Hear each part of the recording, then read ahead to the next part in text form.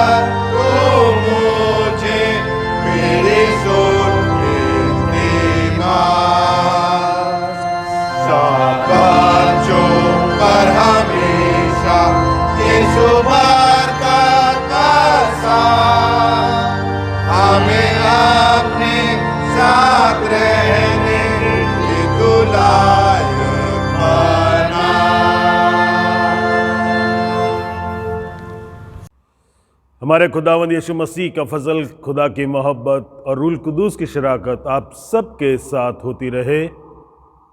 Section 4 और 5 एक साथ मिलकर कहें। तमाम कुदरत के खुदा, तेरे आगे सबके दिल का हाल खुला है, तुझे सबकी मुरादें मालूम हैं और तुझसे कोई भेद छिपा नहीं। अपने पाक रूह के असर से हमारे दिल के ख्यालों को पाक कर, ताकि हम तुझसे कामिल मोहब्बत रखें और लायक तौर पर तेरे पाक नाम की बड़ाई करें, हमारे खुदावंद मसीह के वसीले से, आमीन। आलम बाला पर खुदा का जलाल और ज़मीन पर उसके लोगों में सुलह।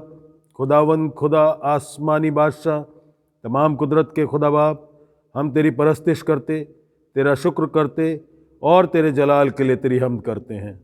आए खुदावंद यीशु मसीह, बाप के इकलौते बेटे, आए खुदावंद खुदा के बर्रे, तो जहान का गुनाह उठा ले जाता है, हम पर रहम कर। तो बाप के दाहिने बैठा है, हमारी दुआ कबूल कर, क्योंकि यीशु मसीह तू ही कुद्दूस है, तू ही खुदावंद है, तू ही पाक रूह के साथ खुदा बाप के जलाल में आला है, आमीन। पुराने नियम से जकरिया नबी की पुस्तक, उसका 8 बाब, उसकी 3 आयत से 6 आयत तक।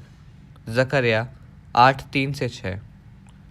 यहोवा यूं कहता है, मैं सिय्योन में लौट आया हूँ और यरूशलेम के बीच में वास किए रहूँगा, और यरूशलेम सच्चाई का नगर कहलाएगा और सेनाओं के यहोवा का पर्वत पवित्र पर्वत कहलाएगा।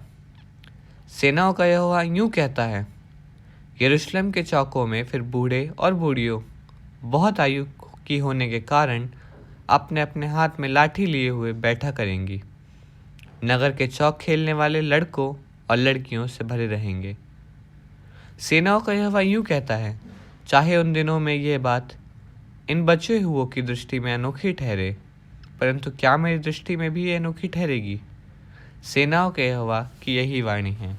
ये खुदावन का कलाम है। खुदावन का शुक्र हो। नए नियम से गलातियों की पुस्तक, उसका 4 बाब, उसकी 1 से 7 आयत तक। मैं ये कहता हूँ कि वारिस जब तक बालक है, यद्यपि सद्वस्तुओं का स्वामी है, तो भी उसमें और दास में कोई भेद नहीं, परंतु पिता के ठहराए हुए समय तक संरक्षकों और प्रबंधकों के वश में रहता है। वैसे ही हम भी जब बालक थे तो संसार की आदि शिक्षा के वश में होकर दास बने हुए थे। परंतु जब समय पूरा हुआ तो परमेश्वर ने अपने पुत्र को भेजा, जो स्त्री से जन्मा और व्यवस्था के अधीन उत्पन्न हुआ, ताकि व्यवस्था के अधीनों को मोल लेकर छुड़ा ले और हमको लेपालक होने का पद मिले। और जब तुम जो पुत्र हो, इसलिए परमेश्वर ने अपने पुत्र के आत्मा को, जो हे अब्बा, हे पिता कहकर पुकारता है, हमारे हृदयों में भेजा। इसलिए तू अपना दास नहीं परंतु पुत्र है, और जब पुत्र हुआ तो परमेश्वर के द्वारा वारिस भी हुआ। ये खुदावन का कलाम है। खुदावन का शुक्र हो। इंजील के पढ़े जाने से पहले हम गाएंगे गीत नंबर 29, हिम नंबर 29।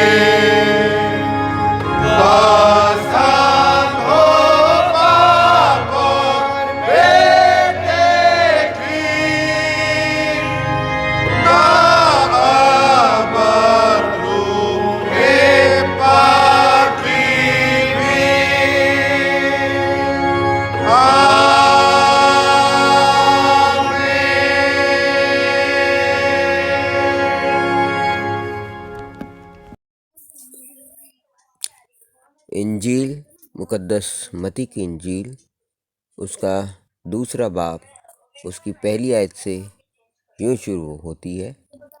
हेरोदेस राजा के दिनों में, जब यहूदियों के बैतलहम में यीशु का जन्म हुआ, तो पूर्व से कई ज्योतिषी यरूशलेम में आकर पूछने लगे, यहूदियों का राजा जिसका जन्म हुआ है कहाँ है? क्योंकि हमने पूर्व में उसका तारा देखा है और उसको प्रणाम करने आए हैं। ये सुनकर हेरोदेस राजा और उसके साथ सारा यरूशलेम घबरा गया।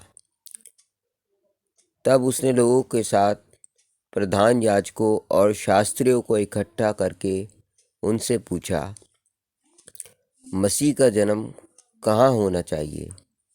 उन्होंने उससे कहा, यहूदियों के बैतलहम में, क्योंकि भविष्यद्वक्ता के द्वारा यूँ लिखा गया है, हे बैतलहम, तू जो यहूदा के प्रदेश में है, तू किसी भी रीति से यहूदा के अधिकारियों में सबसे छोटा नहीं, क्योंकि तुझ में से एक अधिपति निकलेगा जो मेरी प्रजा इस्राएल की रखवाली करेगा।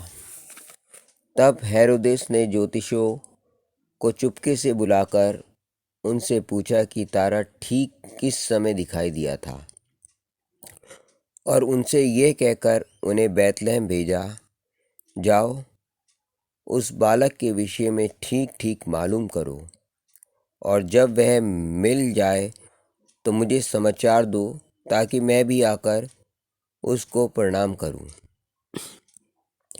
वे राजा की बात सुनकर चले गए, और जो तारा उन्होंने पूर्व में देखा था वह उनके आगे आगे चला, और जहाँ बालक था उस जगह के ऊपर पहुँच कर ठहर गया। उस तारे को देखकर वे अति आनंदित हुए। उन्होंने उस घर में पहुंचकर उस बालक को उसकी माता मरियम के साथ देखा, और मुंह के बल गिरकर बालक को प्रणाम किया, और अपना अपना थैला खोलकर उसको सोना और लोबान और गंधरस की भेंट चढ़ाई। तब स्वप्न में ये चेतावनी पाकर कि हेरोदेस के पास फिर न जाना, वे दूसरे मार्ग से अपने देश को चले गए। ये मसीह की इंजील है। आइए हम दुआ करें। खुदावंद प्यारे बाप आसमानी, शुक्रगुजार हैं आज की इस सुबह के लिए, इस दिन के लिए, और खुदावंद आज के वचन के लिए। परमेश्वर, आपका दिया हुआ वचन जो आज आपने हमारे लिए नियुक्त किया है, होने दे प्रभु उसके द्वारा हम अपने जीवनों को आपकी इस वचन की रोशनी में देख सकें, और परमेश्वर उसके द्वारा अपने जीवनों को आपके लिए तैयार भी कर सकें। खुदावंद, आप बेहतर जानते हैं। होने दे प्रभु हमारा सारा ध्यान आपके वचन के ऊपर केंद्रित हो, और हम पूरे मन आत्मा से परमेश्वर इसको सुनने वाले और समझने वाले हो सके। प्रभु यीशु क्रिस्त के नाम में मांगते हैं, आमीन। आफ्टर क्रिसमस सिंड्रोम, ये एक ऐसा फ्रेज है जिसका इस्तेमाल अक्सर किया जाता है जब क्रिसमस के बाद का पहला संडे आता है, और अक्सर देखा जाता है कि जो जोश, जो तैयारी या जितनी भी शिद्दत हमें क्रिसमस तक दिखाई देती है लोगों की, वो एकदम से क्रिसमस के बाद वाले संडे में मिसिंग हो जाती है, वो कहीं खो जाती है। और अक्सर जब चर्चेस नॉर्मल तरीके से लगते रहते हैं तो वहाँ पर चर्चेस की अटेंडेंस एकदम कम हो जाती है, या हो सकता है जो हम ऑनलाइन सर्विस कर रहे हैं इसकी व्यूअरशिप भी काफ़ी कम हो जाए। लोग उस जोश के माहौल के बाद, उस खुशी के माहौल के बाद अपने आप को कहीं ठंडा ना पाएं। इसलिए ज़रूरी है कि हम अपने आप को जांच लें कि कहीं हम उस आफ्टर क्रिसमस सिंड्रोम के शिकार तो नहीं हैं। और जब हम क्रिसमस तक आए, हमने बहुत खुशियों को मनाया, और उसके बाद यहाँ पहुँचे, तो हमें ये देखना है कि हम क्रिसमस के बाद उस खुशी में कितना बने रहते हैं, उस मैसेज में कितना हम कायम रहते हैं। क्योंकि जो भी खुदावंद यीशु मसीह के जन्म की बात का पैगाम हम इस कलाम में देखते हैं, जहाँ जहाँ जिक्र आता है, उस जिक्र के साथ गॉस्पल का पूरा मैसेज उसके साथ अटैच्ड होता है, जुड़ा हुआ होता है। जब कहा जाता है कि एक कुंवारी बेटे को जन्मेगी तो उसका नाम इमैनुअल रखा जाएगा। इमैनुअल, गॉड विद अस, परमेश्वर हमारे साथ। और उसी तरीके से जब कुंवारी मरियम को यीशु मसीह के जन्म की बात बताई गई तो उन्हें ये बताया गया कि तेरे द्वारा एक बेटा उत्पन्न होगा और वो क्या करेगा, वो हम इंसानों को हमारे पाप से छुटकारा देगा। जन्म की बात, पापों से छुटकारे की बात, पूरा गॉस्पल उसके साथ जुड़ा हुआ है। और इसीलिए ये खास हो जाता है कि हम भी इस जन्म की खुशी के पैगाम के साथ उस गॉस्पल के पूरे मैसेज को समझ सकें। लेकिन अक्सर हमारे रिस्पॉन्सेज, हमारे रिएक्शंस क्रिसमस के साथ और उसके बाद बड़े अलग हो जाते हैं। कुछ रिएक्शंस थे जो क्रिसमस के समय उस वक्त हुए थे जब खुदावंद यीशु मसीह पैदा हुए, और उसके लिहाज से हम देख सकते हैं कि हमारे रिएक्शंस, हमारे रिस्पॉन्सेज क्रिसमस के लिए क्या हैं, और उसके बाद अपनी ज़िंदगी में उस रिस्पॉन्स में हम कैसे बने रहते हैं या उस रिस्पॉन्स को हम कैसे बदल सकते हैं। यहाँ पर लिखा है मत्ती की इंजील उसके 2 अध्याय और उसके पहले पद से आगे, हेरोदस राजा के दिनों में जब यहूदिया बैतलहम में यीशु का जन्म हुआ। यहाँ पर खुदावंद यीशु मसीह के जन्म की बात की गई है। और जब खुदावंद यीशु मसीह का जन्म हुआ तो एक चीज़ हमें याद रखनी चाहिए कि बहुत बड़ा इवेंट था। इतना बड़ा इवेंट था कि पूरी दुनिया की हिस्ट्री की जितनी भी क्रोनोलॉजी है उसकी डेटिंग के लिए उस समय को इस्तेमाल किया जाता है। खुदावंद यीशु मसीह से, उनके जन्म से पहले का जो समय है उसे BC कहा जाता है, और उसके जन्म के बाद के समय को AD कहा जाता है। अब BC हम सब जानते हैं, बिफोर क्राइस्ट, लेकिन कई लोग AD को आफ्टर डेथ ऑफ क्राइस्ट कहते हैं। लेकिन ये आफ्टर डेथ ऑफ क्राइस्ट नहीं है, क्योंकि अगर आफ्टर डेथ ऑफ क्राइस्ट होता तो बर्थ और डेथ के बीच की जो 33 साल हैं वो कहीं मिसिंग हो जाते। लेकिन जो सही समझ है AD की वो ये है कि ये लैटिन भाषा का एक शब्द है एनो डोमिनी, जिसका मतलब है in the year of the Lord, प्रभु के साल में। और उस हिसाब से अगर हम देखें, we are in the 2020th year of the lord, हम खुदावंद यीशु मसीह के 2020वें साल में हैं। और उस समय जब खुदावंद यीशु मसीह का जन्म हुआ था, जो रिएक्शंस उस समय थे आज भी मोर और लेस रिएक्शंस बिल्कुल वैसे ही हैं। क्योंकि जब ये जिक्र आता है कि हेरोदस राजा के दिनों में बैतलहम में यीशु का जन्म हुआ, तो कई ज्योतिषी यरूशलेम से आकर पूछने लगे, यहूदियों का राजा का जन्म, जिसका जन्म हुआ है वो कहाँ है? क्योंकि हमने पूर्व में उसका तारा देखा है। यहाँ पे एक तारे का भी जिक्र है, और उसको प्रणाम करने आए हैं। तब हेरोदस राजा और उसके साथ सारा यरूशलेम घबरा गए। यहाँ पर पहला रिएक्शन है, खास तौर से 3 रिएक्शन है, जिसमें से पहला रिएक्शन हमें यहाँ पर देखने को मिलता है, और वो रिएक्शन है कि हेरोदस राजा और उसके साथ सारा यरूशलेम घबरा गया। दे वर ट्रबल्ड। यहाँ पे घबराहट की बात है। और घबराहट क्यों है? क्योंकि राजा हेरोदस से उन्होंने आके पूछा कि यहूदियों का राजा कौन है।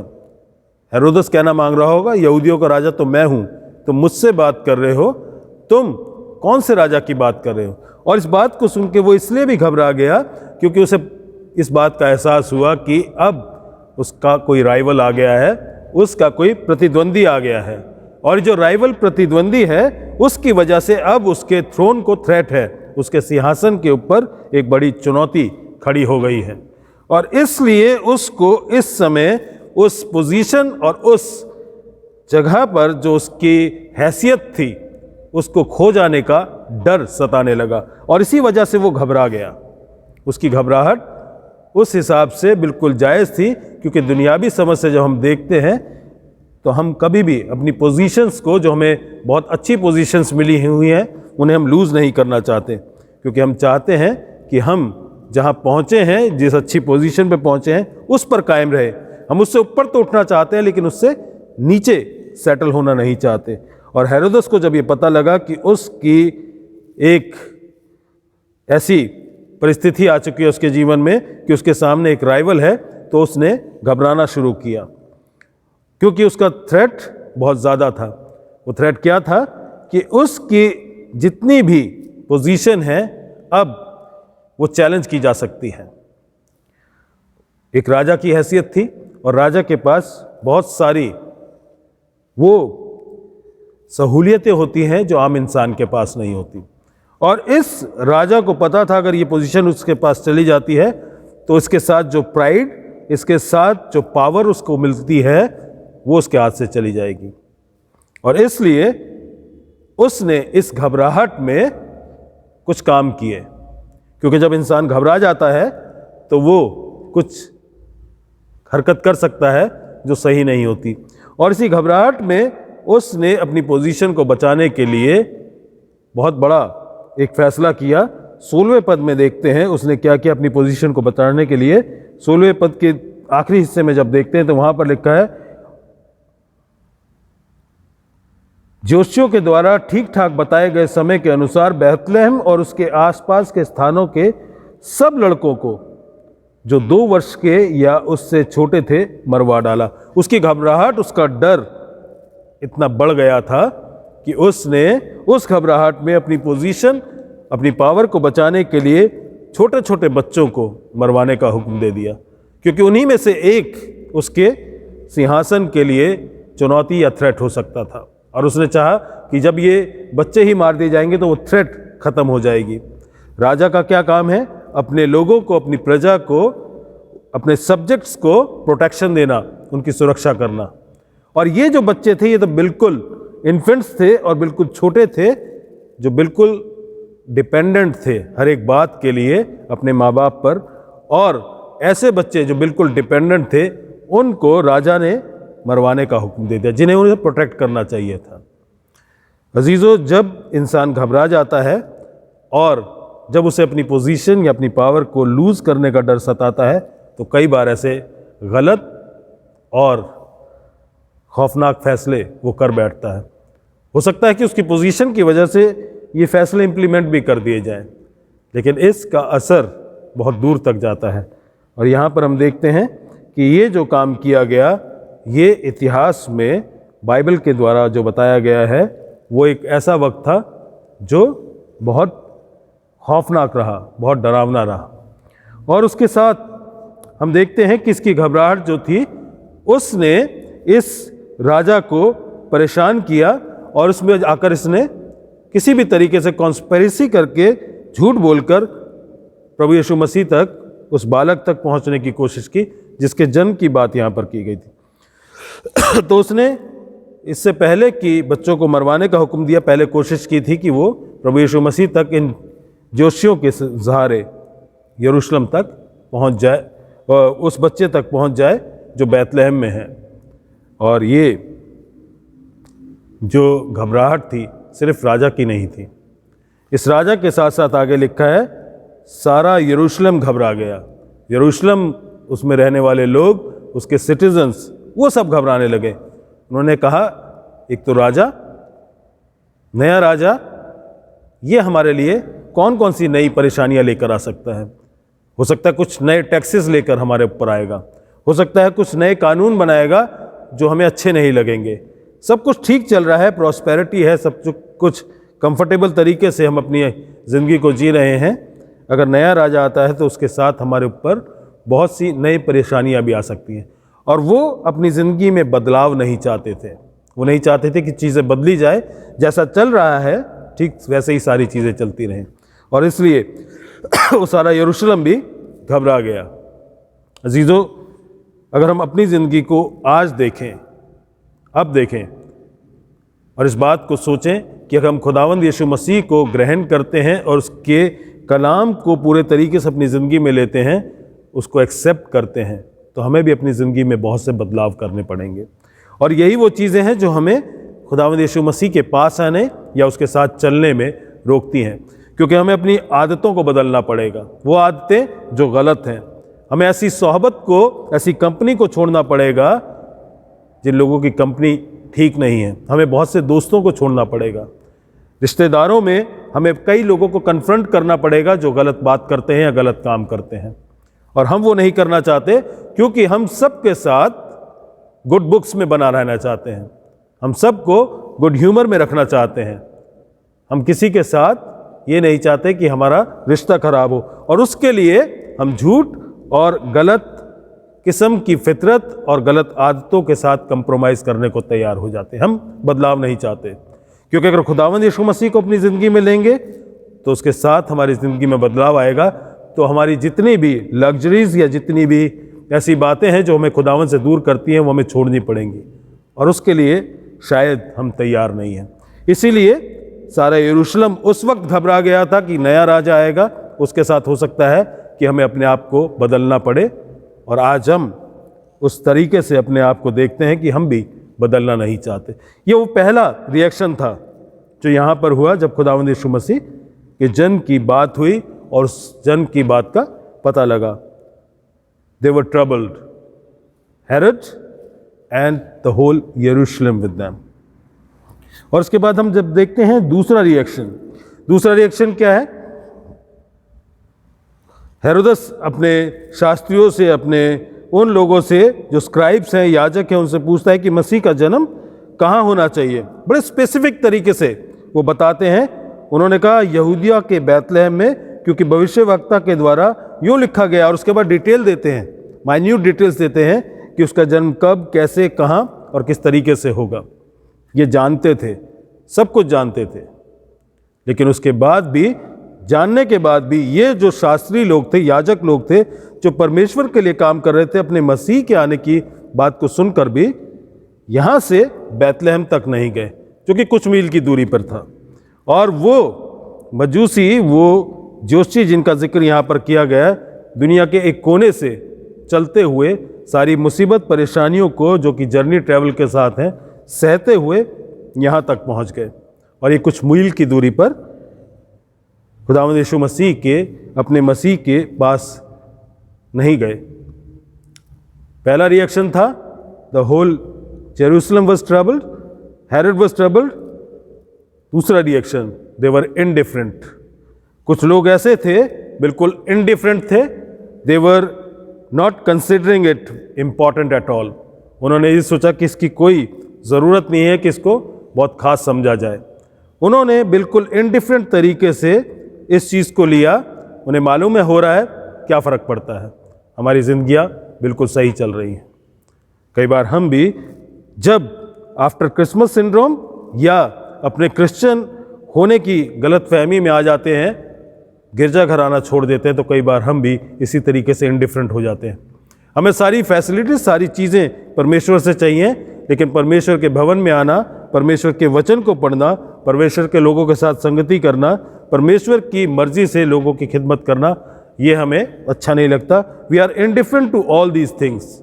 हम इन सारी बातों को लेकर हम बिल्कुल उदासीन हैं, बिल्कुल तटस्थ हैं, हम बिल्कुल इनडिफरेंट हो जाते हैं। और कहा जाता है इनडिफरेंस जो होती है वो बहुत तकलीफ़ देती है। किसी आदमी को, किसी इंसान को जब इग्नोर किया जाता है, उसकी एग्जिस्टेंस को नज़रअंदाज किया जाता है, तो वो सामने वाले को बहुत तकलीफ़ देती है। और इन्होंने किसको नज़रअंदाज किया? ये परमेश्वर के बेटे मसीह को नज़रअंदाज कर रहे हैं। These were the people who completely neglected and ignored Lord Jesus Christ.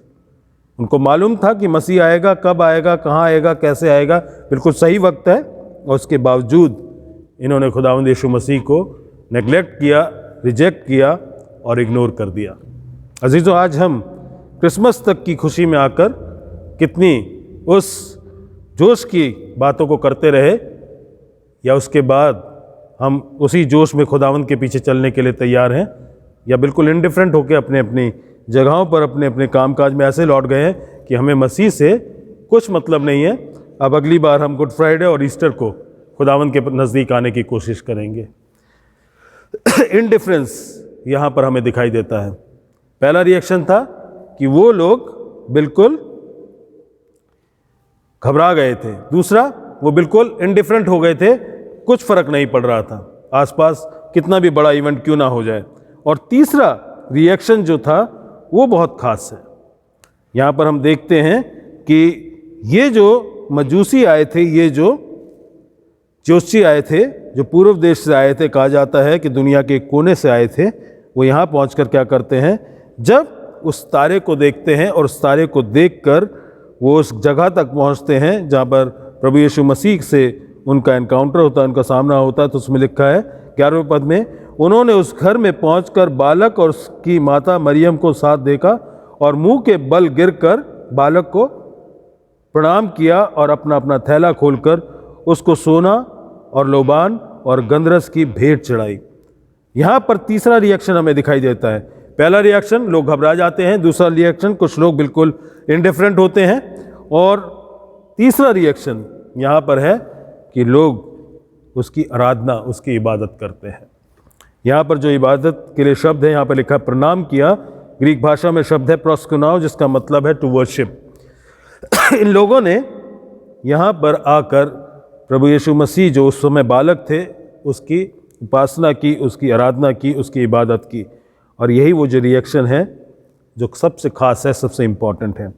हमें अपने उद्धारकर्ता, अपने प्रभु यीशु मसीह का आदर करते हुए उसकी आराधना करनी है, अपना उद्धारकर्ता समझते हुए उसकी इबादत करनी है। और इन लोगों ने किया, और इसके साथ साथ जो उनके पास गिफ्ट्स थे, बेस्ट गिफ्ट्स, वो उसको दे दिए, उसके सामने समर्पित किए। अजीज़ों, हम किस तरीके से इस समय में उस इबादत को कंटिन्यू कर सकते हैं? पहली चीज़, हमारा कमिटमेंट परमेश्वर के साथ पूरा होना चाहिए। जब हम उसके पीछे चलने का ये ऐलान करते हैं कि हम मसीह हैं, तो हमें उस कमिटमेंट में पूरा भी उतरना है। जब चेलों को बुलाया गया तो चेलों ने ये नहीं कहा कि हम अपने ज़िंदगी में भी रहेंगे और कभी कभी तेरी खिदमत भी कर दिया करेंगे। खुदावंद यीशु मसीह ने जब उन्हें बुलाया, उन्होंने अपने नेट्स, अपने जालों को छोड़ा जो मछली पकड़ने के लिए थे, और पूरी रीति से प्रभु यीशु मसीह के पीछे आ गए। मती ने अपने बही खाते जो कि टैक्स कलेक्शन के लिए उसने रखे थे, उन सब को छोड़कर वो खुदावंद यीशु मसीह के पीछे हो गया। पूरा कमिटमेंट। जब उन्हें बुलाया गया, they said I am in, we are in, और उन्होंने अपने आप को पूरे कमिटमेंट के साथ दिया। हमारी इबादत भी पूरे कमिटमेंट के साथ होती है, हमें वैसे ही करनी चाहिए। मैं ये नहीं कह रहा कि आप सब अपने अपने प्रोफेशंस छोड़कर खुदावंद यीशु मसीह की खिदमत में एक पासबान या एक इवेंजलिस्ट बन के आएँ और करें, लेकिन जो खिदमत आप करते हैं पूरे कमिटमेंट के साथ करें। जो काम आप करते हैं खिदमत का प्रभु यीशु मसीह के नाम में, उसे पूरे कमिटमेंट के साथ करें।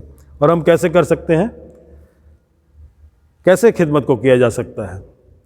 हम गिरजाघर में आके इबादत करते हैं, दुआ करते हैं, ठीक है, ये एक पर्सनल रिलेशनशिप है जो हम परमेश्वर के साथ रखते हैं, लेकिन वो रिफ्लेक्ट कैसे होगा हमारी ज़िंदगियों में, वो किस तरीके से हमारी ज़िंदगी में ट्रांसलेट होगा, उसके लिए हम बहुत सी चीज़ें हैं जिसको अपनी ज़िंदगी में इवैल्यूएट करके देख सकते हैं। पहली चीज़, हम इस बात को याद रखें कि इबादत के क्या क्या डायनेमिक्स हो सकते हैं। प्रभु यीशु मसीह मत्ती की इंजील में ही कहते हैं, जब मैं भूखा था तूने मुझे खाने को दिया, जब मैं प्यासा था तूने मुझे पानी पिलाया, जब मैं बीमार था तूने मेरी सुधि ली, जब मैं कैद खाने में था तूने मुझे विजिट किया। अजीज़ों, हम अपनी इबादत को इस तरीके से कर सकते हैं कि जो हमारे आसपास ज़रूरतमंद हैं उसमें प्रभु की इमेज को देखकर उनकी खिदमत करें, उनके पास जाएं और उनके लिए जो कुछ हम कर सकते हैं वो करें। यहाँ पर लिखा है कि वो तारे को देखते हुए बैतलहम तक पहुँचे, और जो स्टार्स हैं, जो तारे हैं, उनको उस समय बेस्ट देखा जा सकता है जब रात में सबसे गहरा अंधेरा होता है। The darkest time of the night is the time when you see star the best. और इसलिए हमें यह भी समझना है कि अब जो परिस्थितियां शायद इस समय पेंडेमिक की वजह से या बहुत से और इश्यूज की वजह से बहुत डार्केस्ट हैं, बहुत गहरे अंधेरे में हैं, और इस परिस्थिति में हम उस सितारे को जो खुदावंद यीशु मसीह के पास हमें लेकर जाता है बेहतरीन तरीके से देख सकते हैं। और इस समय में हम वो खिदमत कर सकते हैं लोगों की जो उनकी ज़रूरत है। आसपास जो भूखे हैं उनको हम अपने रिसोर्सेज के द्वारा खिदमत दे सकते हैं। जब लॉकडाउन शुरू हुआ था उस वक्त बहुत से लेबरर्स परेशानी की वजह से, पैसा ना होने की वजह से, नौकरी ना होने की वजह से भूखे थे और वापस लौट रहे थे। बहुत से लोगों ने मदद की। अब मुझे ये देखना है या आपको ये समझना है कि आपका या मेरा कंट्रीब्यूशन उसमें क्या था। बहुत से लोग इस पेंडेमिक में बीमारी में रहे, हमने उनके लिए कितनी प्रार्थना की या उनके लिए कितना हमने कंट्रीब्यूट किया। क्योंकि हम अपने घरों की कंफर्ट में जहाँ तक बीमारी नहीं पहुँची, हमें ऐसा लगा कि शायद परेशानी नहीं है। लेकिन जिन घरों में ये बीमारी पहुँची और जिन घरों में इस बीमारी की वजह से मौत पहुँची, वो जानते हैं कि उनकी ज़िंदगी पर इसका असर कहाँ तक रहेगा, वो भूल नहीं पाएंगे। और हम कई बार ऐसे लोगों को भी नज़रअंदाज करते हैं, उनके प्रति इंडिफरेंट हो जाते हैं और हमें लगता है जब तक हमारे पास परेशानी या कोई ऐसी बीमारी नहीं आई है, सब कुछ ठीक है। अजीज़ों, कहीं हम इंडिफरेंट होके उन लोगों को नज़रअंदाज करके प्रभु की उस खिदमत को जो उसने हमें सौंपी है उसको तो नेगलेक्ट नहीं कर रहे, क्योंकि प्रभु ने ये कहा, जब मैं भूखा था, मैं प्यासा था, जब मैं बीमार था, उस वक्त तुमने मेरी सुधि ली। और अगर हम ऐसे समय में, जो कि मुश्किल समय है, उसमें लोगों को नज़रअंदाज कर रहे हैं जो ज़रूरत में हैं, बीमार हैं, परेशानी में हैं, तो यकीनन हम प्रभु यीशु मसीह को, परमेश्वर को नेगलेक्ट कर रहे हैं। तो हमारी इबादत गिरजे में करना मायने नहीं रखती, वो ज़रूरी है हमारे व्यक्तिगत संबंध के लिए, उस फेलोशिप के लिए, उस एनकाउंटर के लिए जो हमारा खुदावंद के साथ होता है। लेकिन अगर वो खिदमत में ट्रांसलेट नहीं होता, अगर उसको अपनी ज़िंदगी में बदलाव लाकर हम लोगों की खिदमत के लिए नहीं देते, तो हमारी इबादत अधूरी नहीं, वो नकली, फेक और एक फ्रॉड तरीके से की जाने वाली इबादत है। अजीज़ों, बहुत से लोगों को और चीज़ों के ऊपर ज़्यादा फोकस है कि ऐसे होना चाहिए था, इबादत ऐसे होनी चाहिए थी, यहाँ होनी चाहिए थी, इस तरीके से नहीं होनी चाहिए थी। लेकिन जो कलाम कहता है उसके ऊपर हम शायद गौर करना नहीं चाहते और हम इस इबादत को, लोगों को नज़रअंदाज करके कई बार हल्का या बेमानी कर देते हैं। और किस तरीके से हम खुदा की इबादत कर सकते हैं? अजीज़ों, खुदा की इबादत इस क्रिसमस सीज़न में हम एक और तरीके से कर सकते हैं। We can offer a Christmas pardon to someone who has done us wrong. किसी ऐसे इंसान को माफ़ करके जिसने हमारे खिलाफ कुछ किया है, हमारे साथ कुछ गलत किया है, उसको माफ़ी देकर हम एक क्रिसमस पार्डन, इस क्रिसमस के सीज़न में एक माफ़ी उस इंसान को दे सकते हैं। और माफ़ी ऐसे नहीं है कि हम उससे ये कहें कि हमने तुझे माफ़ कर दिया, तो डिज़र्व तो नहीं करता था, लेकिन हमने माफ़ कर दिया और आगे से ध्यान रखना कि फिर गलती ना हो।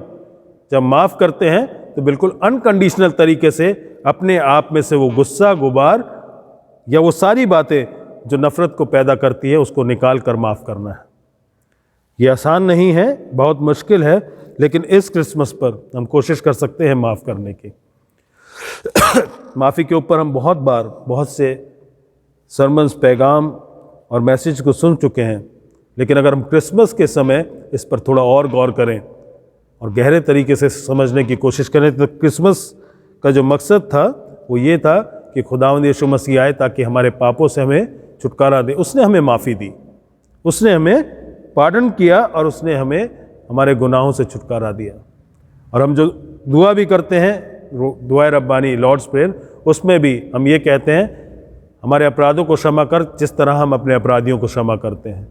कंडीशनल है कि जब तक ये नहीं होगा, हम माफ़ नहीं करेंगे, हमें माफ़ी नहीं मिलेगी। और हम चाहते हैं कि क्रिसमस की सारी खुशियों को मना लें बिना माफ़ किए हुए, वो नहीं हो पाएगा। इसलिए आफ्टर क्रिसमस सिंड्रोम से बचने के लिए, उस इबादत में बने रहने के लिए, हमें ये समझना है कि मसीह के आने से हमें ये घबराहट है कि हमें बहुत सी चीज़ों को बदलना पड़ेगा, या मसीह के आने का हमारी ज़िंदगियों में कोई असर नहीं पड़ता, वी आर कम्प्लीटली इनडिफरेंट, या हमें लोगों की खिदमत करके परमेश्वर के उन कामों को आगे करना है जो सुसमाचार का प्रचार है, और लोगों को प्रभु में लाना है ताकि हमारे आसपास लोगों की जो ज़रूरतें हैं पूरी हो सके और कलाम का काम पूरा हो सके, और खुदावंद यीशु मसीह के इस दुनिया में आने का पैगाम जो उनका मकसद था, उसको हम लोगों को बताकर इस बड़े दिन का जो हमने कल मनाया है, 2 दिन पहले मनाया है, उसका सही मैसेज लोगों तक पहुंचा सकें। अजीज़ों, बहुत इम्पॉर्टेंट है, बहुत ख़ास है, और इस बात को अगर हम जान लें तो ये बेहतर होगा। क्रिसमस फेस्टिवल की तरह से मनाना और क्रिसमस को सही मायने में अपनी ज़िंदगी में लेना 2 अलग बातें हैं। अगर हमने समझ लिया उसके बाद खुशी मनाते हैं, बहुत ही बेहतरीन चीज़ है, लेकिन हम बिना समझे खुशी मना लेते हैं, ना तो क्रिसमस के मैसेज को समझे हैं, ना इस क्रिसमस के साथ हमारी जो जिम्मेदारियां उनको समझे हैं, तो ये हमारे लिए बहुत ही खौफनाक और डरावनी बात है। अजीज़ों, हम अपने आप को तैयार करें, अपने आप को कलाम के द्वारा और उन चीज़ों को जो हमारे आसपास हो रही हैं उनको देखकर, उन परिस्थितियों को समझने के द्वारा कि हम इस समय परमेश्वर के दिए हुए जीवन में कौन से मकसद को पूरा कर रहे हैं। क्योंकि हर इंसान को मकसद सौंपा गया है और हर इंसान को अपने टैलेंट्स के अनुसार, अपने तोड़ों के अनुसार और अपने जीवन में जो कुछ परमेश्वर ने हमें बरकतें दी हैं उनके अनुसार खुदावंद की खिदमत और खुदावंद की इबादत को करना है। अगर हम ये जान लें तो हम क्रिसमस तो खुशी से मनाएंगे, लेकिन क्रिसमस के बाद आफ्टर क्रिसमस सिंड्रोम के शिकार नहीं होंगे। हम लगातार उस खुशी में बने रहेंगे, उसी जोश में इबादत करते रहेंगे और उसी जोश के साथ लोगों की खिदमत करते रहेंगे। आइए हम दुआ करें।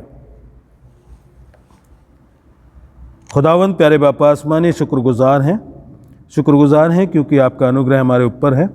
शुक्रगुजार हैं कि आपने हमें अभी भी इबादत में बनाए रखा है। होने दे खुदावंद कि क्रिसमस की जो खुशी हमने 2 दिन पहले मनाई उसमें हम कायम रहें और लगातार इबादत पूरी शिद्दत के साथ करते रहें और आपके रूह में होकर खुदावंद लगातार आपके साथ उस रिश्ते में बने रहें, ताकि खुदावंद हमारा जोश ठंडा ना हो, हमारी खिदमत कमज़ोर ना पड़े और खुदावंद हमारा रिश्ता आपके साथ और ज़्यादा मजबूत हो सके। खुदावंद यीशु मसीह के नाम से मांगते हैं, आमीन।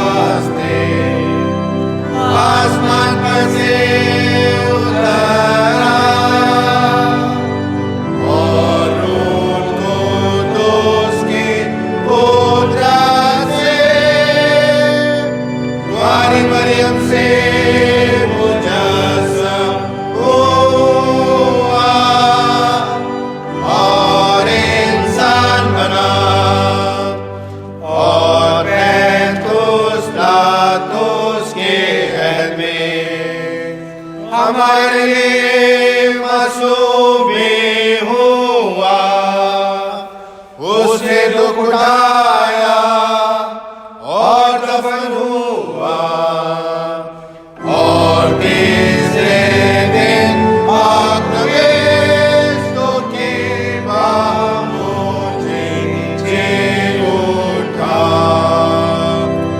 और आसमान पर चढ़ गया और वापस नहीं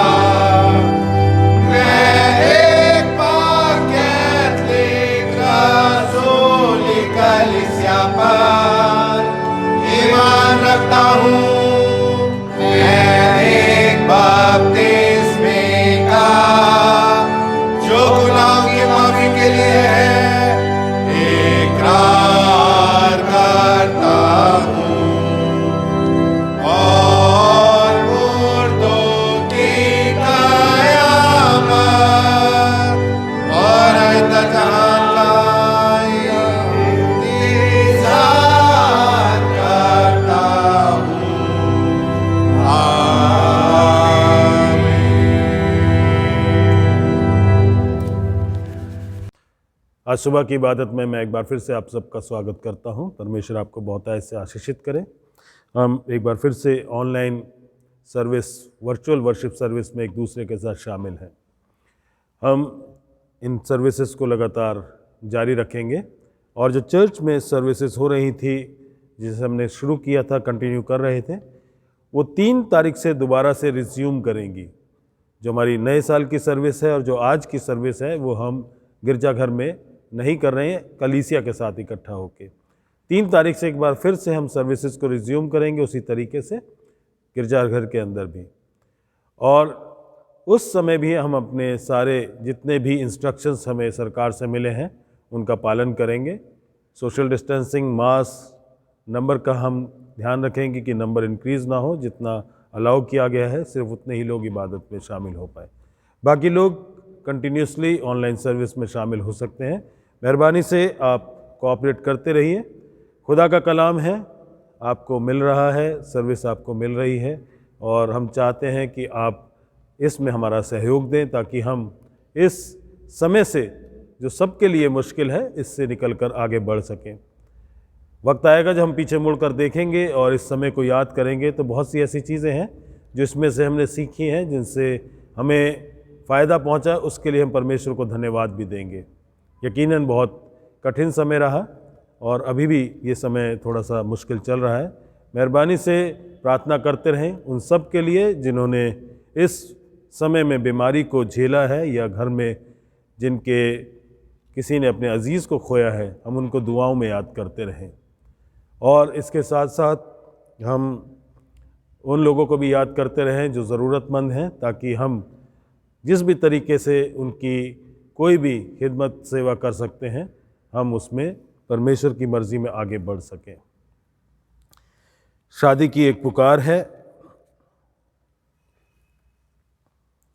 मैं होली ट्रिनिटी चर्च के मैल्कम जोसेफ, जो कि मिस्टर जूलियस सीजर जोसेफ के बेटे हैं और कुंवारे हैं, और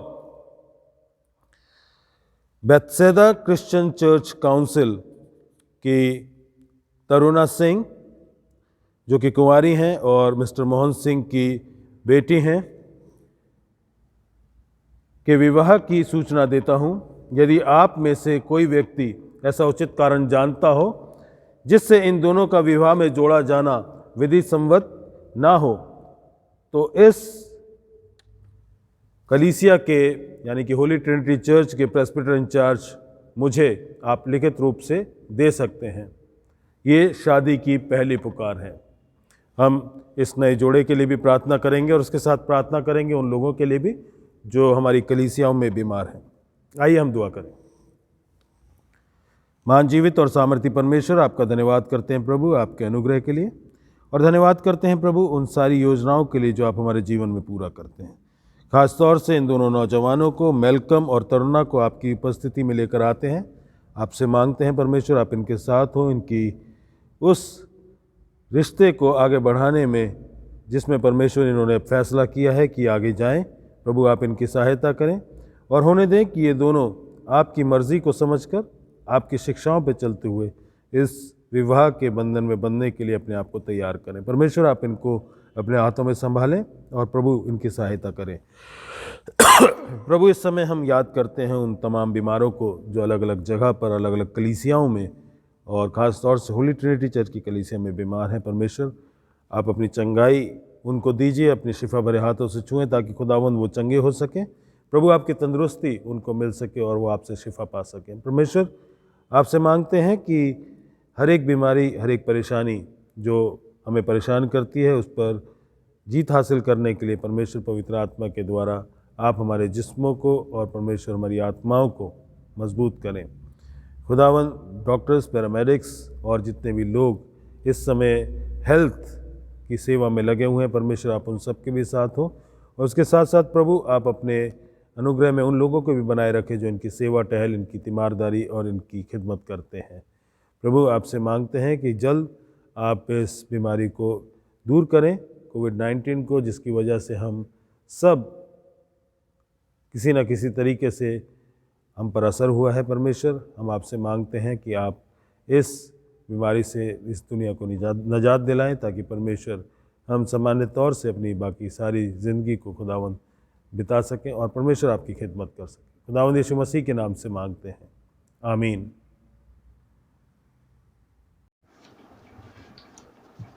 आइए हम सब इंसानों के लिए दुआ करें और अपनी दुआओं को खुदावंद यीशु मसीह की दानी सिफारिश के साथ पेश करें।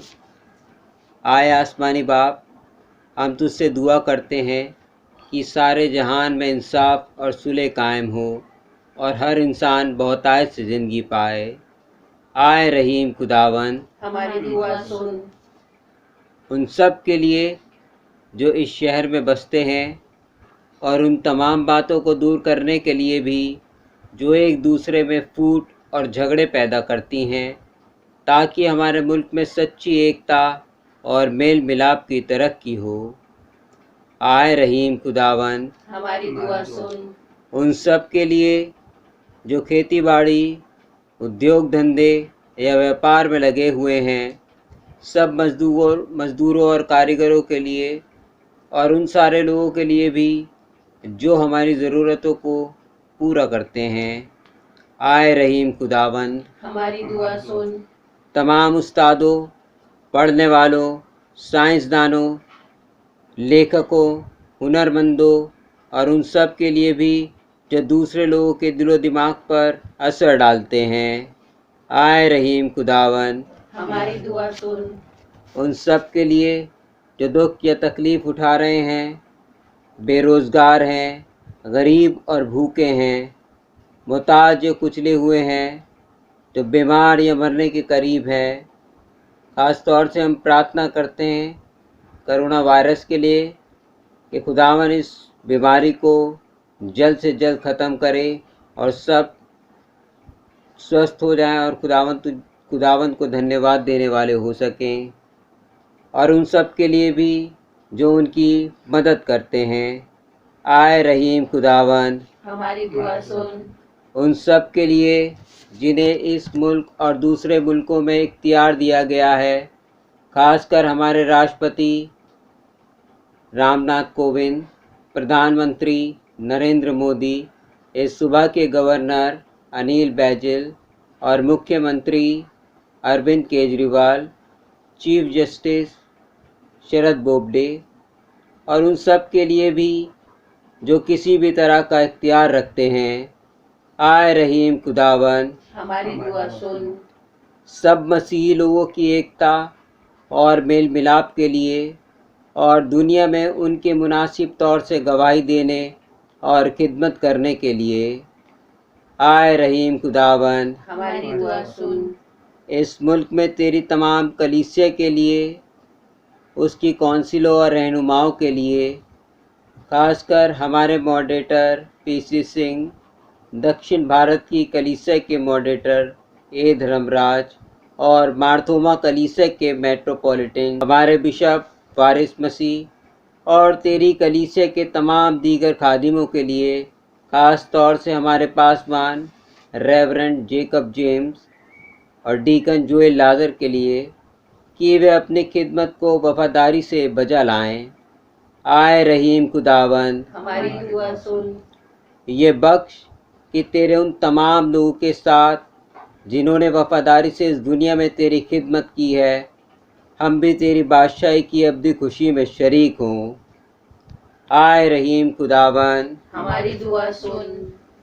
आए आसमानी बाप, अपनी बादशाही जल्ला और हमारी इन दुआओं को कबूल फरमा, जो हम तेरे बेटे और अपने खुदावंद और मुंजी यीशु मसीह के नाम के वसीले से पेश करते हैं। आमीन। गुनाहों का इकरार।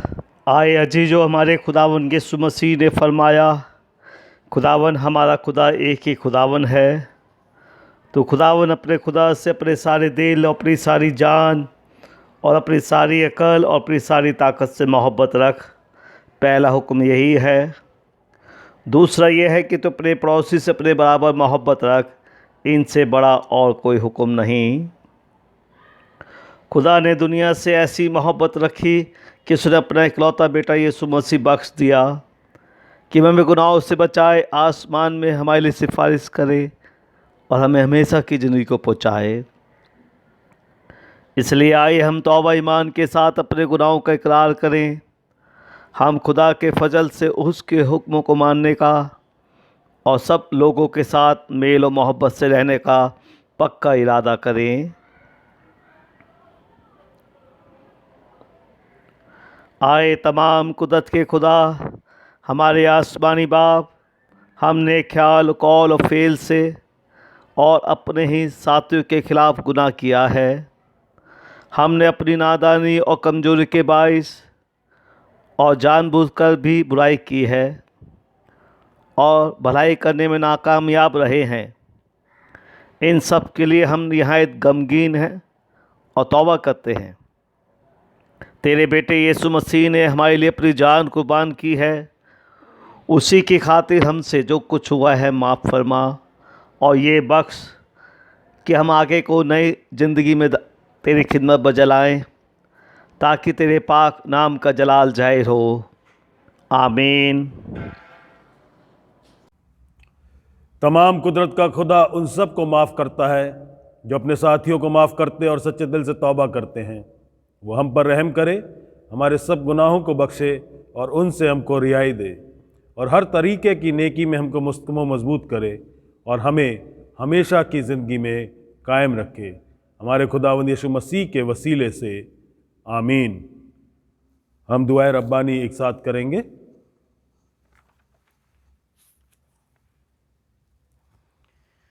है हमारे आसमानी बाप, तेरा नाम पाक माना जाए, तेरी बादशाही आए, तेरी मर्ज़ी जैसे आसमान पर पूरी होती है ज़मीन पर भी हो। हमारी रोज़ की रोटी आज हमें दे, हमारे कसूरों को माफ़ कर कि हम भी अपने कसूरवारों को माफ़ करते हैं। हमें आजमाइश में ना पड़ने दे बल्कि बुराई से बचा, क्योंकि बादशाही और कुदरत और जलाल अबद तक तेरा ही है। आमीन। खुदा का इत्मीनान जो समझ से बिल्कुल बाहर है, वो तुम्हारे दिलों और ख़यालों को खुदा और उसके बेटे हमारे खुदावंद यीशु मसीह की पहचान और मोहब्बत में महफूज रखे। और खुदा कादर मुतलक बाप, बेटे और रूल कुदूस की बरकत तुम पर हो और तुम्हारे साथ हमेशा रहे। आमीन।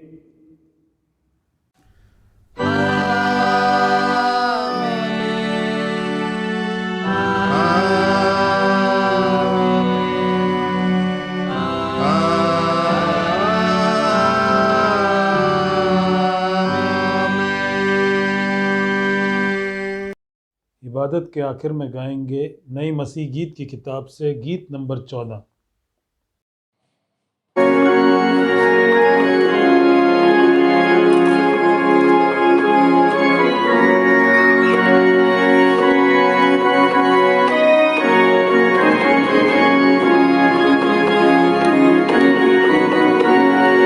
तेरा हो अभिषेक, अमन के राजकुमार, आज हमारे दिल में जन्म ले, हे प्रभु यीशु महान। तेरा हो अभिषेक, अमन के राजकुमार, आज हमारे दिल में जन्म ले, हे प्रभु यीशु महान। घोर अंधेरा था, राह उलझी थी, ये ज़मीं कुछ थी, आसमां कुछ था। घोर अंधेरा था, राह उलझी थी, ये ज़मीं कुछ थी, आसमां कुछ था। तूने आकर फिर संभाला, तूने आकर फिर संभाला, तेरा प्रेम अपार। तेरा हो अभिषेक, अमन के राजकुमार, आज हमारे दिल में जन्म ले, हे प्रभु ये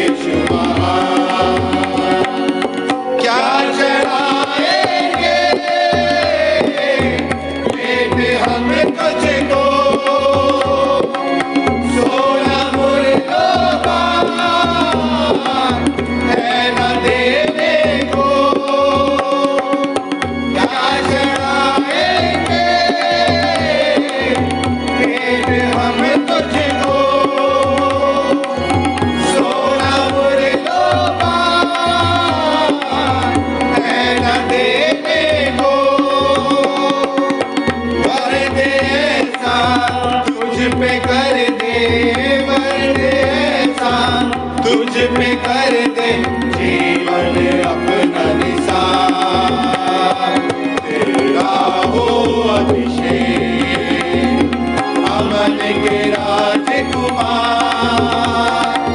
आज हमारे दिल में जन्म ले हे प्रभु यीशु महान। लहर बड़े दिन की सदा जहां में रहे, हुआ करे मिलकर अमन जहां में रहे। लहर बड़े दिन की सदा जहां में रहे, हुआ करे मिलकर